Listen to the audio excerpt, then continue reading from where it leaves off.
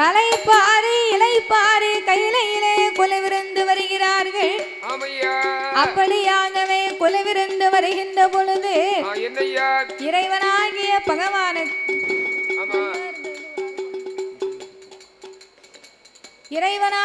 பகவானுக்கு அவர் தவித்து வருவார் என்று சொல்லி பார்வதாதேவி தங்கத்தாம்பூலத்திலே பாரிச்சாத மலர்களை வைத்தார்.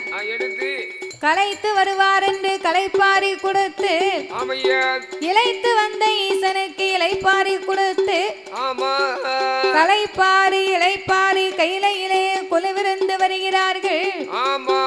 அப்படியாகவே இருக்கும் போது அந்த காலத்திலே வந்து ஆனா பிறந்தவர் அதிகாலையில எழுந்தரித்து 5 மணிக்கு எந்திரிச்சு அந்த ஐயா தோல்ல ஒரு மம்பட்டியை தூக்கி போட்டு காடுகரைக்கு வேலைக்கு போவார். அப்ப காடுகரைக்கு வேலைக்கு போனார்னா பேயாமல பெருமலையில ஒரு கோட்ட விதப்பாட்டை ஒத்தையிலே நின்று வரப்பு வெட்டுவாரு. அவர்தான் ஆம்பளை. ஒரு கோட்ட விதப்பாட்டையும் ஒத்தையில வரப்பு வெட்டி எரிஞ்சாருன்னா மண்ணு முதுகுல விழுந்திருக்கு. அந்த காலம் அந்த அளவுக்கு மொங்குன்னு ஓங்கி வெட்டி எரிவாரியா. மம்பட்டி நல்ல பெரிய மம்பட்டி, செங்கோட்டை மம்பட்டி, பெரிய மம்பட்டி. பிறகு அதை போட்டு வெட்டி வீசிருக்காரு. அவர் வெட்டி எரிஞ்சா ஒரு பிடி மண்ணுல காப்பிடி மண்ணு முதுகுலதான் விழுமா. அந்த அளவுக்கு வேலை பார்த்திருக்காரு. அப்ப இவர் ஒரு கோட்டை விதப்பாட்டை ஒத்தையில வரப்பு வெட்டினாருன்னா அவருக்கு சம்பளம் எவ்வளவுங்க? எவ்வளவு? வெறும் 1.25 ரூபா. ரொம்ப கம்மியா இருக்கு. அந்த காலத்துல 1.25 ரூபானா பெரிய துட்டியா? அந்த காலத்துல 1.25 ரூபானா பெரிய துட்டு. பிறகு அந்த காலத்துல காணிக்க வச்சாலும் 1.25 ரூபா தான் காணிக்க வைப்பாங்க. ஆமா. இப்போ 1.25 ரூபா வைக்க முடியுமா? முடியாதுல. உன் காணிக்க எடுத்து போயா அப்படின்றாங்க. 1.25 ரூபாய்க்கு என்னமோ வாங்கி திங்க முடியுமா? வாங்க முடியாது. நாளெல்லாம் செல்லாது. அப்ப 1.25 ரூபா சம்பளத்தை வாங்கிட்டு வந்து வாங்கி கொண்டு பெண்ணா பிறந்தவா கையில கொடுத்தா அந்த அம்மா என்ன செய்வா? அவ என்ன செய்வா? புருஷன் வரங்குள்ள ஒரு சோறு கறியை பொங்கி குழம்பு வச்சு ஒரு முட்டையை கிட்ட அவிச்சு அவருக்கு வெந்நீர் கிண்ணிய போட்டு அவர் வரும்போது சிரிச்ச முகம் சீதேவியா நின்னு எதிர்பார்ப்பாளாம். அடேப்ப வாசல்ல சிரிச்ச முகம் சீதேவியா நிப்பாளாம். அவன் சிரிச்சத பாத்தியோ? என்ன? இவன் சிரிக்கத பார்த்த உடனே அந்த ஐயாவுக்கு களைப்பெல்லாம் காத்தா பறந்துரும். வாசல் நின்று கட்டிய மனைவி சிரிச்ச உடனே அந்த மனுஷனுக்கு களைப்பெல்லாம் பறந்து போகும். அப்ப சிரிச்ச முகம் சீதேவியா நின்னு ஏயா என்ன நீங்க வேலைக்கு போயிட்டு வர இவ்வளவு நேரம் ஆயிடுதோ? ஆமாமா, கொஞ்சம் லேட் ஆயிட்டு. நீங்க அழுத்து உட்கார வேண்டாம். வேற என்ன செய்யணும்? கொல்லப்புறத்துல வெண்ணி போட்டு வச்சிருக்கேன், போய் குளிங்க. அழகா போய் குளிங்க அப்படின்னு இந்த ஐயாவை குளிக்க சொல்லி அம்மா போய் முதுகு தேய்ச்சி விடுவாளா. ஆடா ஆடா ஆடா. இந்த அம்மா போய் முதுகு தேய்ச்சி விட்டா நான் எப்படி இருக்குங்க? அடேப்ப காட்டுல வேலை பார்த்து வந்த இந்த மனுஷனுக்கு காட்டுல ஆணையை தூக்கி சுமந்தவருக்கு முதுகுல சின்ன பூனையை தூக்கி விட்டத மாதிரி இருக்குமா. ஆமா, கட்டிய மனைவி கை முதுகுல பட்ட உடனே அவர் களைப்பெல்லாம் பறந்து போகும். அப்ப அந்த காலத்துல அந்த ஐயா அப்படி வேலை பார்த்தாரு. அதனால அந்த அம்மா போய் முதுகு தேய்ச்சி விட்டா. உங்களுக்கு எல்லாம் முதுகு தேய்ப்பாளா? நம்ம பார்க்க வேலைக்கு எப்படி தேப்பா? கிளக்காம வச்சு அன்னைக்கு இப்படிதான் ஒரு ஆள் வரப்போட்டு என்ன கூப்பிட்டாரு. என் வீட்டுல நல்ல கனத்த மம்பட்டி, ஒரு பெரிய மம்பட்டி கிடக்கு. அதை தூக்கி காலைல 6 மணிக்கு தோல்ல போட்டுக்கிட்டு அந்த மனுஷன் வரப்போட்டு கூப்பிட்டாரு அப்படின்னு நான் காலையிலே போயிட்டேன். போனோடனே வரப்போட்ட போய் குளிஞ்சேன். வரப்பு நல்லா நனைஞ்சு கிடக்கு. மம்பட்டிட்டு ஓங்கிட்டு ஒரு போட்டு போட்டேன். மம்பட்டி ஃபுல்லா முங்கிட்டு வரப்புல நனைஞ்ச வரப்புல போட்ட அப்புறம் முங்கத்தானே செய்யும். அந்த மம்பட்டியை புடுங்கி பார்க்க என்னால புடுங்க முடியல. அப்புறம் இப்படி வேலை பார்த்தா வாங்கி வெட்டிட்டான். புடுங்கும் போது புடுங்க முடியல. அவர் ஒரு கோட்டை விதப்பாட்ட ஒத்தையிலே வரப்பு வெட்டினாரு. அவர் வெட்டிருக்காரு. உனக்கு போட்ட மம்பட்டியை புடுங்க பலம் இல்ல. என்னால புடுங்க முடியல. உங்களுக்கு முதுகு தேய்க்க வேண்டியதா. அந்த வயக்காட்டுக்காரரை கூப்பிட்டு நானும் அவரும் ஒன்னா சேர்ந்து மம்பட்டியை புடுங்கி மம்பட்டியை கழுவிட்டு வீட்டை பார்த்து வந்துட்டேன். பொண்டாட்டி எப்படி நம்மள மதிப்பா? அப்புறம் உன்னை மதிக்கவும் மாட்டா, உனக்கு முதுகு தேய்க்கவும் மாட்டா. முதுகு தேய்க்க மாட்டா, ஒளிஞ்ச மாட்டா. பிறகு ஆனா அந்த காலத்துல வந்து அப்படி கிடையாது. அப்படி கிடையாது. நல்ல வேலை பார்த்திருக்காரு.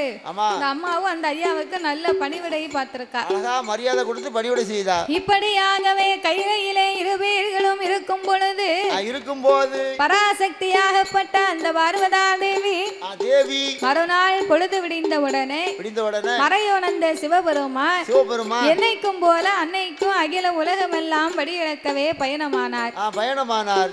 பார்வதியும் படி அரிசி எடுத்து கொடுத்தார். சிவபெருமான் படி அரிசியை வாங்கி கொண்டு கைலாசத்தை விட்டு ஒரு 8 தான் எடுத்து வச்சிருக்காரு. எடுத்து வச்சாரு. அதுக்குள்ள இந்த பார்வதிக்கு மனசே மாறுது பாத்துக்கோ. என்னாச்சு? ஆண்டவா பரம்பொருளே, என்ன பார்வதி, நீங்க உலகம் எல்லாம் படியிழந்து வந்தீர்களேயானா, ஆனால் நான் பார்வதி கையிலே ஒத்தையிலே அமர்ந்திருக்கிறேன் அல்லவா? ஒத்தையில இருக்க. அதனால இன்னைக்கு உங்களோடு வந்து உங்க படியிழப்ப என்னன்னு நான் பார்வதி பார்க்கணும். ஒரு நாள் நாங்க பார்க்கறோம், நீ கண்டிப்பா பார்க்கணும். பார்வதி மனசுல என்ன நினைக்கான்னா, என்ன நினைக்கா, நம்மளும் ஆண்டவனுக்கு அன்றாடமும் படி அரிசி எடுத்து கொடுக்கிறோம். இவரும் போய் படி இழந்துட்டு வராரு. ஆனா வரும்போது ஒரு அரிசி கூட மிச்சம் இல்லாம தானே இவர் படி இழந்துட்டு வராரு. அப்படி என்ன இந்த ஆண்டவன் படி இழந்திருக்க முடியும்? அப்படி என்ன முடியும்? இவர் படி அளந்துட்டு வராரா இல்லையா? இல்ல படைத்த மனுக்களை எல்லாம் பட்டினி போட்டு தான் வராரா? பட்டி போட்டு தான் வராரா? இதனையே இன்றைக்கு பரிசோதித்து பார்க்க வேண்டும் என்று இறைவனோடு போனாதான் இவர் புலம்பு என்னன்னு நமக்கு தெரியும். தெரியும். அப்படி என்று ஆதிசக்தி பார்வதியா பார்வதியா ஆதிசக்தி பார்வதியா அவரோட இடமதிலை சாமி ஆண்டவா பகவானே இன்றைய தினமதிலே உங்களோட படியளப்பை இந்த உமையவளும் பார்க்க வேணும் பகவானோட படியளப்பை பார்வதி நாம் பார்க்க வேணும் ஈசனோட படியளப்பை ஐயா படியளப்பை ஈஸ்வரி நாம் பார்க்க வேணும் ஐயா ஈஸ்வரி நாம் பார்க்க வேணும்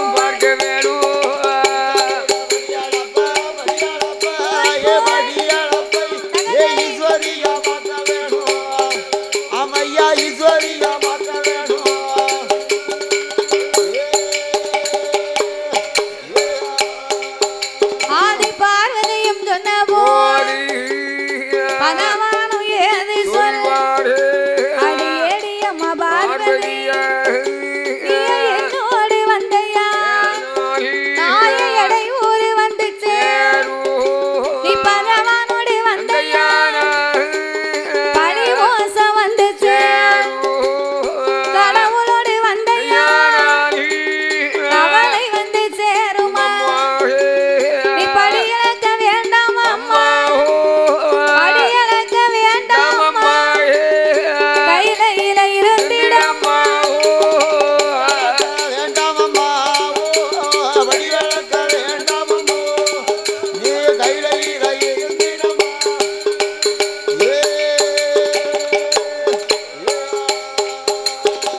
அம்மாயே பார்வதா தேவி பார்வதி என்னைக்குமே நான் தான் அடி படி இழக்க போவேன் இன்றைக்கு திடீரென்று என்னோடு வருகிறேன் என்று சொல்லுகிறாய் அம்மா.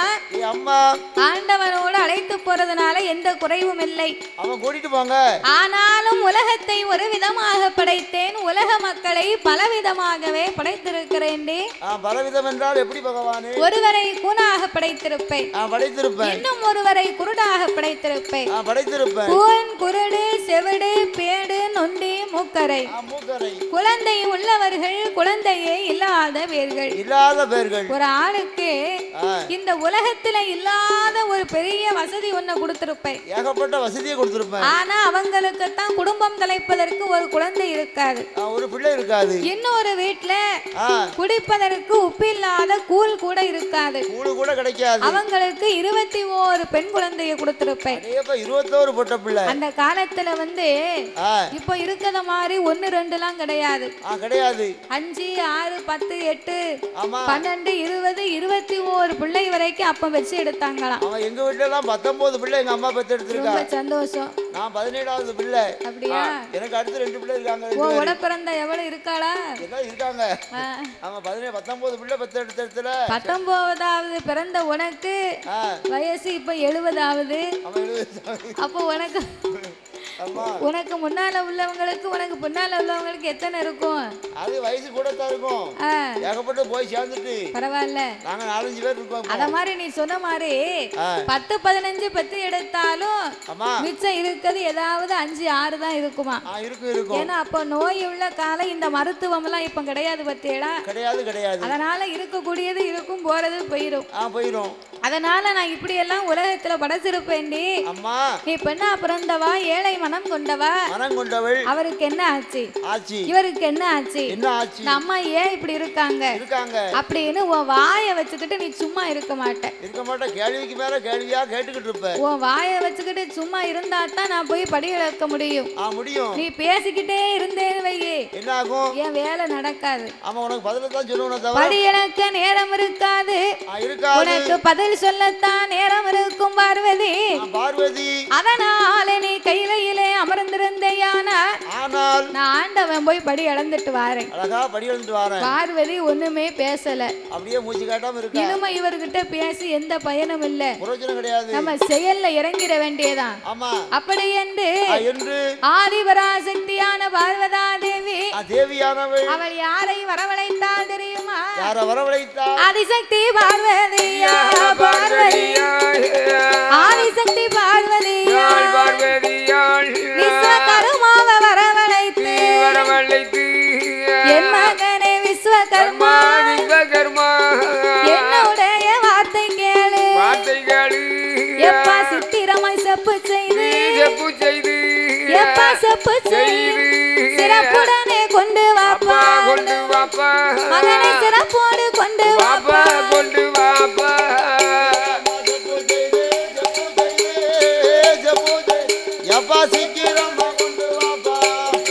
மகனே சிறப்புடனே கொண்டு வாப்பா.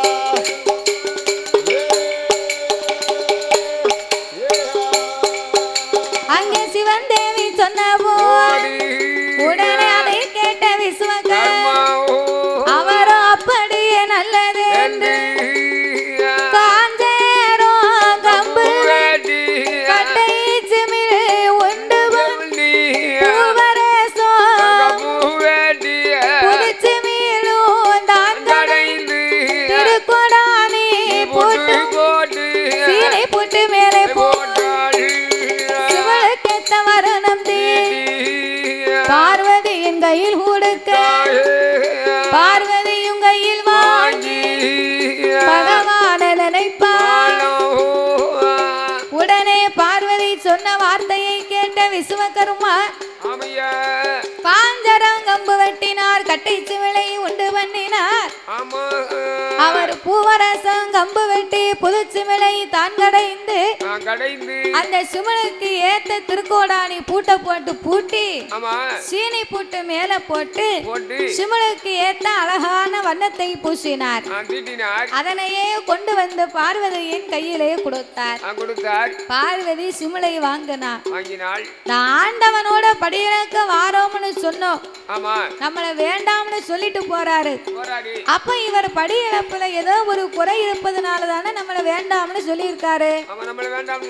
இப்ப ஏற்பட்ட ஆண்டவனை நாம சும்மா விடக்கூடாது. இவருடைய படி இழப்பையை நாமல் பரிசோதித்து பார்க்க வேண்டும் என்று சிவபெருமானுக்கு தெரியாமல் இந்த சிறிய சிமிழுக்குள்ள ஏதாவது 2 உயிரை பிடிச்சு அடைக்கணும். சிறிய சிமிழுக்குள்ள எந்த உயிரை பிடித்தடைக்கலாம்?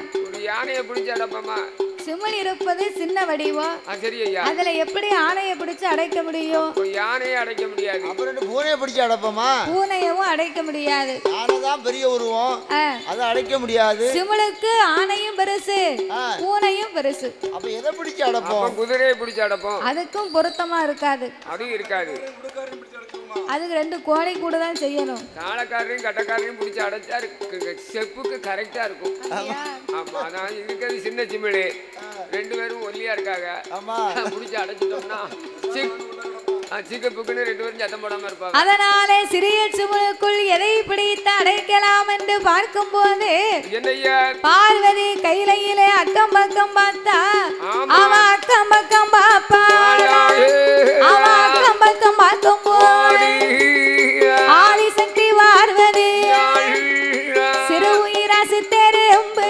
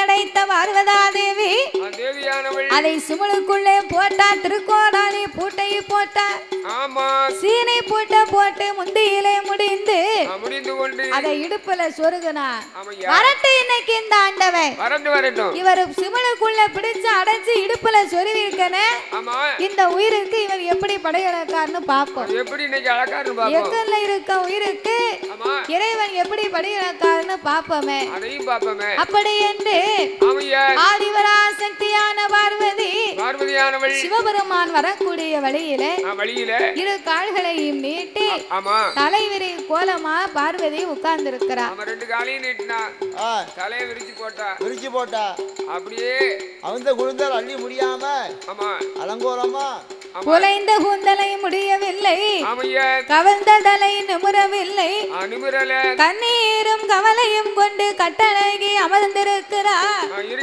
மௌனமும் கவலையுமாகவே மாயந்தங்கை அமர்ந்திருக்க இருக்கும்போது அப்ப ஆண்டவை என்னைக்கும் வடியிழந்து வந்தார்னா பார்வதி என்ன செய்வார் ஆண்டவை வரும்போது சிரிச்ச முகம் ஸ்ரீதேவியா நிப்பா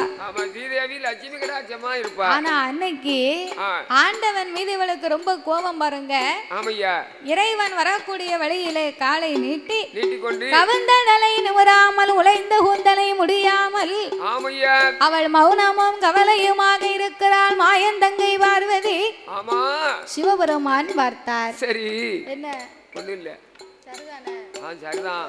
சிவபெருமான் பார்த்தார் எனக்குமே இந்த பார்வதி ஒரு நாள் இப்படி இருக்க மாட்டாளே எனக்கு ஏன் இப்படி இவ மௌனமா இருக்கா எப்பவுமே லட்சுமி கடாச்சாரமா இருப்பாள இன்னைக்கு முகத்துல மூதேவி அடைஞ்சிருக்கா நம்ம படிவந்து வரும்போது அப்படியே இலையும் குறையுமா நின்று சரி நம்ம வந்த உடனே பார்வதி நம்ம பாதத்தை கழுவி சரி பாரிக்காத மலர் எடுத்து போட்டு நமக்கு அழகா பாத பூஜையை முடிப்பாளா பார்வதி இன்னைக்கு இப்படி மௌனமா உட்கார்ந்துருக்காள என்ன காரணம்னு தெரியலையே என்ற ஆண்டவன் கையிலைக்குள்ளே வந்து பார்க்க ஆண்டவன் வந்து நிக்காரு அப்பமும் பார்வதி ஏறிட்டு பார்க்கல எதிர்த்து முழிக்கல என்ன இந்த பார்வதி இப்படி இருக்கா எதுக்கு இருக்கா சரி என்னன்னு கேப்போமே கிட்ட போய் கேப்போம் அப்படி என்று ஆண்டவன் பார்வதியை அழைத்து ஏடியம்மா பார்வதியே ஏடியம்மா பார்வதியே ஏடியம்மா பார்வதியே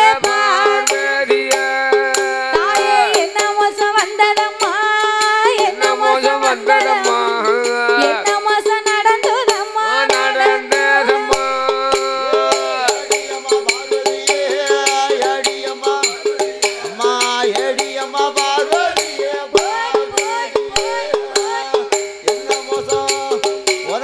என்ன மோசம் ஆமா என்ன மோசம் வந்த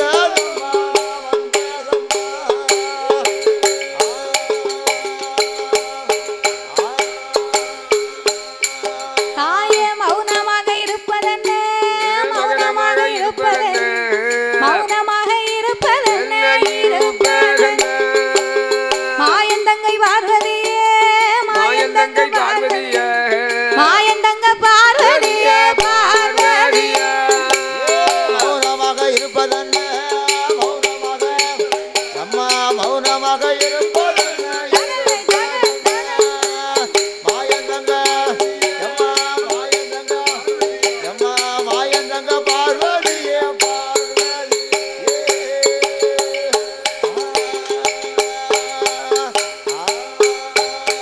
தாயே கவலை கொண்டு இருப்பதென்ன கவலை கொண்டு இருப்பதென்ன கண்ணந்தங்க பார்வதியே கண்ணந்தங்கை பார்வதியே என்ன மோசம் வந்ததம்மா என்ன மோசம் வந்ததம்மா என்ன மோசம் நடந்ததம்மா நடந்ததம்மா என்னிடத்தில் சொல்லிடம்மா என்னிடத்தில் சொல்லிடம்மா என்னிடத்தில் சொல்லிடம்மா சொல்லிடம்மா அம்மா என்ன மோசம் நடந்ததம்மா என்னிடத்தில் பார்வதி என்னிடத்தில் அம்மா என்னிடத்தில் சொல்லிடம்மா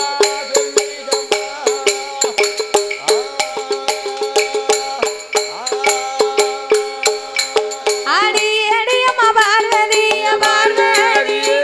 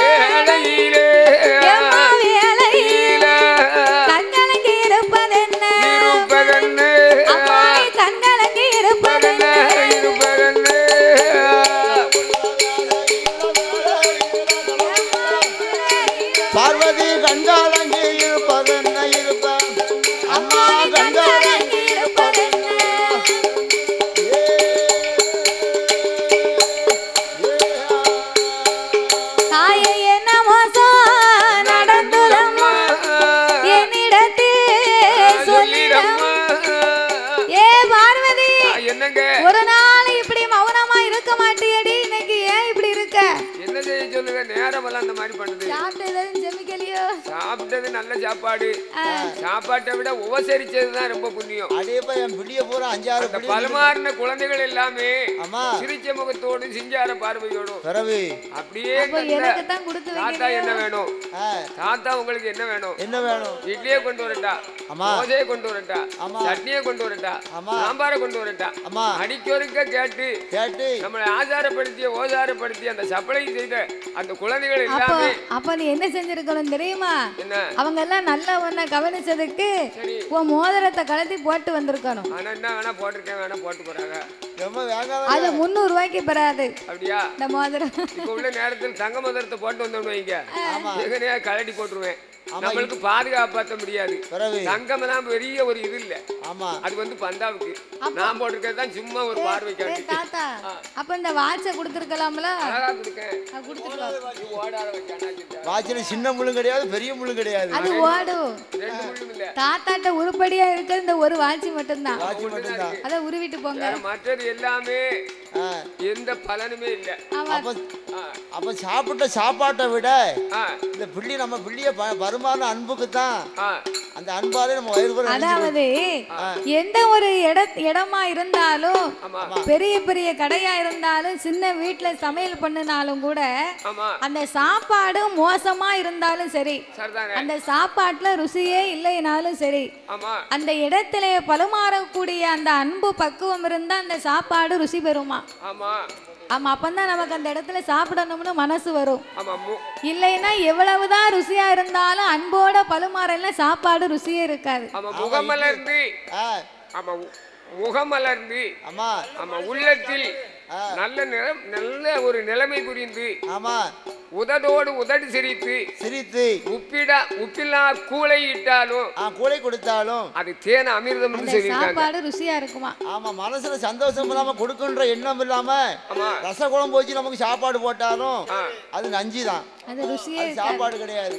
இந்தாரும் தண்ணி, ஆமா ஆமா, இவ கொண்டு வந்து வச்சிட்டா. இந்தாரும் சோறு சாப்பிடும், இந்தாரும் சாம்பார் இப்படி சடவா சொன்னா யாரும் சாப்பிடுறதுக்கு மனசு வராது. அதுதான் மனமலர்ந்து உதடு சிரித்து முகமலர்ந்து உப்பில்லா கூளை தானே விட்டாலும் தேன் அமிர்தமா இருக்கும்னு சொல்லுவாங்க. பிள்ளைய முதல்ல இலைய போட்டு தண்ணியை வச்சு இலைய போட்டு 4 இட்லியை கொண்டாந்து வச்சாங்க எனக்கு. அதெல்லாம் இட்லியே கிடையாது தெரியுமா, மல்லிகைப்பூ. அவ்வளவு மெதி தொண்டையில தட்டாம உள்ள போச்சு. 14 இட்லி சாப்பிட்டுருக்கேன். ஆமா, பேர்பட்ட சாப்பாடு சூப்பர் சொன்னாரு. இட்லி எப்படி இருந்துச்சு?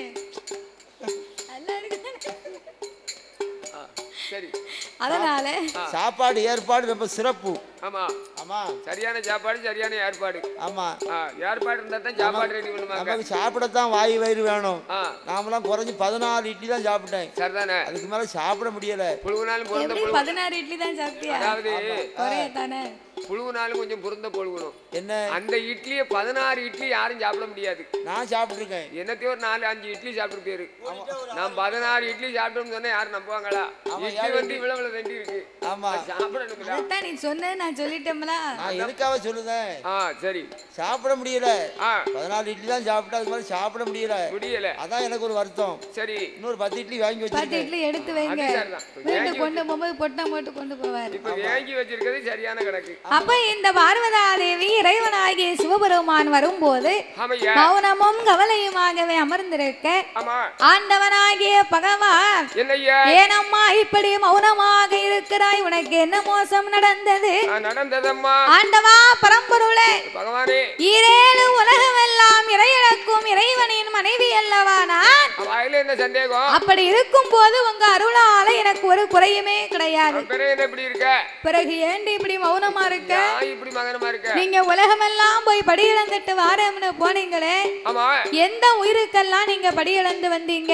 என்னால் படைக்கப்பட்ட 16 உலகத்தில் வாழ்கின்ற என்னால் படைக்கப்பட்ட மனுக்களுக்கு சிறிய உயிர் சிற்றெரும்பு, பெரிய உயிர் மதையான கல்லில் இருக்கின்ற தேரைக்கும் கற்பை இருக்கின்ற சிசுவுக்கும் கொட்டையிலே இருக்கின்ற வண்டுக்கும் என்னால் அதனால் படைக்கப்பட்ட உயிர்களுக்கு அத்தனைக்குமே படியளந்தேன் அம்மா. அளந்தேன் பார்வதி. அம்மா பார்வதி, கல்லில் வாழ் தேரை முதல் கருப்பு சிசு உயிர் வரைக்கும் முட்டைக்குள் உருவாகும் குஞ்சுக்கும் ஆங்கொட்டைக்குள் இருக்க வண்டுக்கும் இன்னைக்கு உருவத்தால ஒரு பாறை என்பது பெரியது.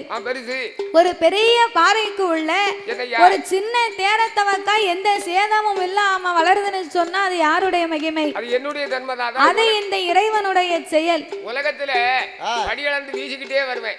அப்படி இப்படி வீசுவேன். அப்படி வீசுவேன். எல்லா உயிர்களுக்கும் இந்த கைட்டு தான் வீசுவேன். ஆமா. வீசிட்டு இந்த பாறை இருக்கும் பாத்தீங்களா? பாறை. அதுல ஈர நசுப்பு இருக்கும். எந்த பாறையிலும் பாருங்க. ஆமா. தேரை இருக்குன்னு சொன்னா அந்த தேரை இருக்க இடத்துல வந்து ஈர நைப்பு இருக்கும். பாறையிலும் ஈரம் இருக்கும். ஆமா. அப்படி ஏன் இருக்குன்னு சொன்னா ஒரு சந்தேகப்பட்டா சந்தனத்தை குலைத்து அந்த தேரை இருக்க இடத்துல சந்தனத்தை தடவுனா சந்தனம் காயாது. அந்த ஈர நைப்போட இருக்கும். இது நடந்த உண்மை. ஆமா. எங்க தென்காசி காசி விஸ்வநாதர் கோவில்ல அப்படியே உத்தரக்கல்லு போடும்போது சரி உள்ள தேரை இருந்தது. விஞ்ஞானி பார்த்த ஆமா ஐயா என்ன இது உள்ள தேரை இருக்கு இந்த கல்ல போடாதங்க அப்படின்னா அப்போ வேலை செய்தவங்க சொன்னா இதுக்கு என்னையா அத்தாச்சி இருக்கு? அதுக்கு என்னையா சந்தனத்தை கொண்டாயா உழைச்சு அடியா அப்ப எல்லா இடத்திலும் பூசும் போது தேரை இருக்க இடத்துல மாத்திரம் தான் ஈர நைப்பு இருந்துச்சா? சரிதானே. அப்பதான் நம்பினார்கள். ஆமா. அதே மாதிரி தேரைக்கு என்ன கூப்புன்னு அள்ளி போட்டேன். அந்த மாதிரி பாறை அப்ப ஒரு பெரிய பாறைக்குள்ள ஒரு சிறிய தேர தவக்கா வளருதுன்னு சொன்னா அது இந்த இறைவனுடைய செயல். ஒரு கோழியானது முட்டையிட்டு 21 நாள் அடைகாத்து 22ஆம் நாளையில கோழி முட்டைக்குள் இருந்து ஒரு குஞ்சு வருதுன்னா அது இந்த இறைவனுடைய செயல். ஒரு பெண்ணாகப்பட்டவள் கர்ப்பவதியாகும் காலத்திலே 3 மாதம் 4 மாதம் 5 மாதம் வந்தல்லுங்க. 5 மாதம் சொன்னா அவ அறவயிறு பூரணம். அவளே நிக்கச்சடைச்சு இருக்கும் போது அவ வயத்துக்குள்ள 10ஆவது மாதத்தில் ஒரு பிள்ளை வந்து பிறக்குன்னா அது யாருடைய செயல்? அது இந்த இறைவனுடைய செயல், பகவானுடைய செயல். அப்ப இந்த ஆண்டவன் உலகத்திலே எவ்வுயிரும் தப்பாமல் இறையிழந்து வந்திருக்கணும்மா. ஆண்டவன் மீதா உனக்கு சந்தேகம் வந்து விட்டது. அவனுக்கு வரலாமா சந்தேகம்? இறைவா நீங்க எல்லா உயிருக்கும் படியிழந்தேன்னு நீங்க சொல்லுகிறீங்க. ஆனா ரோட்ல பாருங்க சில பேரு சோறு கஞ்சின்னு சொக்கி தெரியுதாங்க. அவங்க எல்லாம் ஏன் அப்படி அலையுதாங்க? எதற்காக? ஏய் பார்வதி, என்ன எவன் ஒருவன் அன்னத்தை மதிக்கவில்லையோ அவனுக்கு நான் ஒருபோதும் படி இழப்பது இல்லை. கிடையாது. சிவன் சித்தன் இல்லாதவன் அவன் சுத்த பட்டினி அம்மா. வீட்டுக்காரம்மா சாப்பாட வச்சு கொடுத்தான்னா அவ ஒரு கையால கொடுத்தா நம்ம 2 கையால வாங்கி ஐயா கடவுளேன்னு நல்லா ஆன்னு சாப்பிடணும். கும்பிட்டு போட்டு அதை விட்டுட்டு அவ ஒரு கையால கொடுத்தானா ஒத்த காலால எத்த கூடாது. என்ன குழம்பு வச்சிருக்க நீ? குழம்பு முகர மாதிரி இருக்கு. அப்பவே தெரியும் நம்ம முகர பிடிக்கல போலுக்கு அப்படின்னு தெரிஞ்சுக்க வேண்டியதான். அப்படின்னு தெரிஞ்சுக்கிடணும். ஆமா. நாங்களாம் வீட்டுல கராட்டா பண்ணுவேன். எப்படி? என் வீட்டுக்காரிட்ட என்ன நான் ஒரு குவார்டர் அடிச்சுட்டு வீட்டுக்கு வருவேன். சரி. வீட்டுக்கு வந்த உடனே என் வீட்டுக்காரி சோத்தை போட்டு சரி குழம்பு ஊற்றி கொண்டாந்து கொடுப்பா. சரிதானே. நான் உடனே கேட்பேன் எப்படி என்ன குழம்பு வச்சிருக்க அப்படிம்பேன். சாம்பார் வச்சிருக்கேன். சரி. கண்ணுக்கு தெரியலையா அப்படிம்பா. ஆமா. சாம்பார் வச்சது சரிதான். சரி. சாம்பார் ஏன்டி பருப்பை போட்ட? பருப்பை போடாம தலைவா போட முடியும்? ஆமா அப்படிம்பா. நான் பருப்பை ஏன் போட்ட அப்படிம்பேன். உடனே சரி சாம்பார் நல்லா ரசம் ஊத்திட்டு வரட்டா அப்படிம்பா. சரி. அப்ப அதை ஊத்திட்டு வா அப்படிம்பேன். ரசத்தை ஒரு கிளாஸ்ல ஊத்தி கொண்டு கொடுப்பா. ரசம் ஏன்டி தண்ணியா இருக்கு? உனக்கெல்லாம் ரசம் வைக்கிறதுக்கு முன்னால ஒரு சோத்துல விஷத்தை வச்சிருந்தான்னா இப்படி எல்லாம் நீ பேச மாட்ட பாத்துக்கோ. அப்ப நம்ம அப்படி இடைஞ்சல் பண்ணுவோம். அதனால அப்ப எவன் ஒருவன் அன்னத்தை மதிக்கவில்லையே அவனுக்கு நான் ஒருபோதும் படி இழக்க மாட்டேன் என்ற ஆண்டவனாகிய பகவான் சொன்ன போது அப்பந்தான் பார்வதி சொன்னா ஈசா இறைவா நீங்க எல்லா உயிருக்கும் படி அடைந்தேன் என்று சொன்னாலும் இன்றைக்கு என்னிடத்திலே 2 உயிர்கள் பட்டினியாக இருக்கு. அடியே பார்வதி, ஏடி அம்மா பார்வதி, ஏடி அம்மா பார்வதி, என்னுடைய வார்த்தைகள் கல்லுக்குள்ள இருந்தால் கடவுளறிய மாயமில்லை, அறைக்குள்ள இருந்தால் அரணறிய மாயமில்லை, சோளுக்குள்ள இருந்தாலும் சோளுக்குள்ள இருந்தாலும் சிவனறிய மாயமில்லை.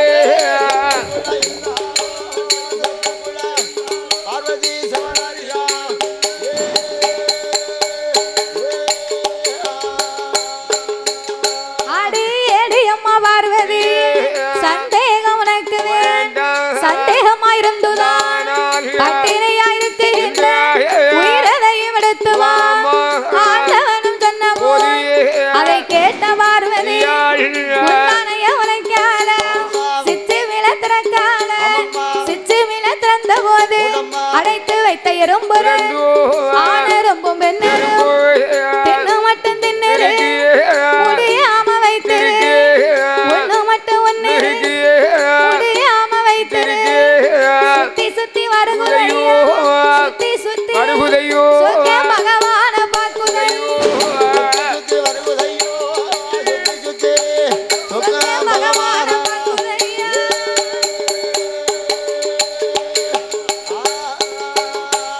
அடைத்து வைத்த எறும்பு ரெண்டும் ஆனெரும்பும் வெண்ணெரும்பும் ஆண்டவன் அருளாலே ஓர் எறும்பா இருந்தது 1000 எறும்பாக உருவெடுத்து நிக்கி அது தின்னு மட்டும் தின்னிருக்கு திங்க முடியாமலே வைத்திருக்கு உன்ன மட்டும் ஒன்னிருக்கு உன்ன முடியாமலே வைத்திருக்கு அடியை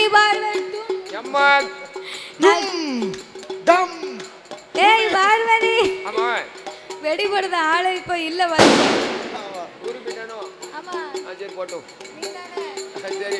தின்னு மட்டும் தின்னிருக்கு திங்க முடியாமலே வைத்திருக்கு என்கிட்ட சொன்னிய பட்டினியா இருக்குன்னு எறும்ப பாரு